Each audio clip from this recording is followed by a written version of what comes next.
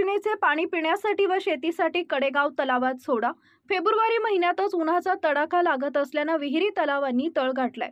कडेगाव तालुक्याच्या दक्षिण पश्चिम भागाला टेंबू योजनेचं पाणी पिण्यासाठी व शेतीसाठी कडेगाव तलावात सोडावं लागतं अशी मागणी पाणी संघर्ष समितीतर्फे टेंबू ऑफिस कडेपूर यांना केली आहे।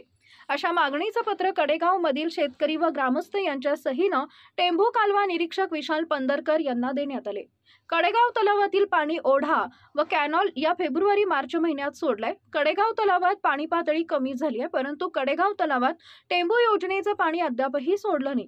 दरवर्षी टेंबू योजनेच्या पाण्यासाठी आंदोलन करावं लागतं, ही दुर्दैवी बाब आहे। गेल्या वर्षी मे 2024 रोजी टेंबू ऑफिस कडेपूर समोर टेंबूच्या पाण्यासाठी अर्धनग्न मूक आंदोलन केलं होतं। यावर्षी कोयना धरणात मुबलक पाणी साठा आहे। कडेगाव शहर तालुक्याचे मुख्य ठिकाण असल्याने टेंबू योजनेचे पाणी शेतीला व पिण्यासाठी मुबलक कडेगावसह परिसरातील अन्य तलावात मिळावं अशी शेतकरी व ग्रामस्थ यांची मागणी पत्राद्वारे आहे। यावेळी पाणी संघर्ष समितीचे अध्यक्ष DS देशमुख, पाणी संघर्ष समितीचे संयोजक अभिमन्यू वरुडे, यात्रा कमिटी अध्यक्ष संतोष डांगे, शिराज पटेल, आनंद बापू रासकर, रघुनाथ गायकवाड, अशोक देशमुख, रवींद्र देशपांडे उपस्थित होते।